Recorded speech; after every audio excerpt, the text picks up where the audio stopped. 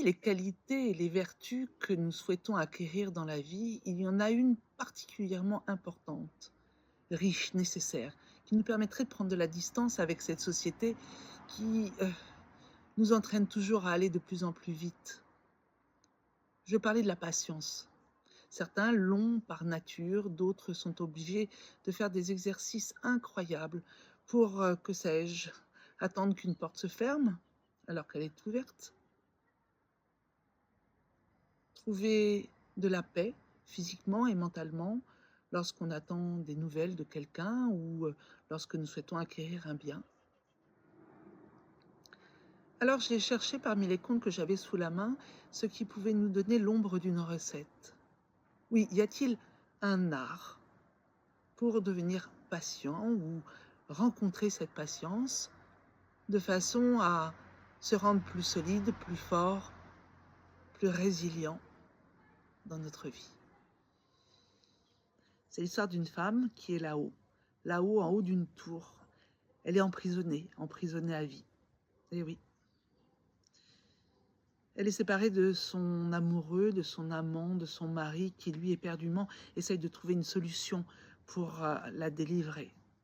Et c'est à l'aide d'un petit scarabée qu'il trouve un plan.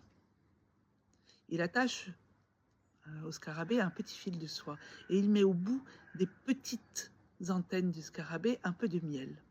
Il met le scarabée en bas de la tour. Et le scarabée, gourmand, va et monte et monte et monte, pensant trouver le miel qu'il ignorait au bout de ses antennes. Et c'est comme ça qu'il arrive près de la fenêtre. La femme prend le scarabée, découvre le petit fil de soie, continue à tirer, il voit de la ficelle, au bout de laquelle il y avait une cordelette, laquelle était attachée une bonne grosse corde. Alors la femme pensa qu'il était le moment d'utiliser la corde pour descendre de cette tour dans laquelle elle était emprisonnée.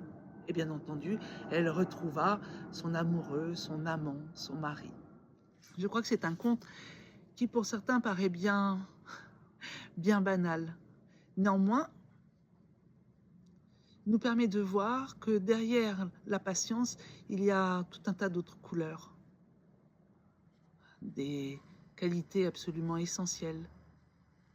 Bien sûr, il faut être calme, serein. Il faut aussi être courageux, tenace.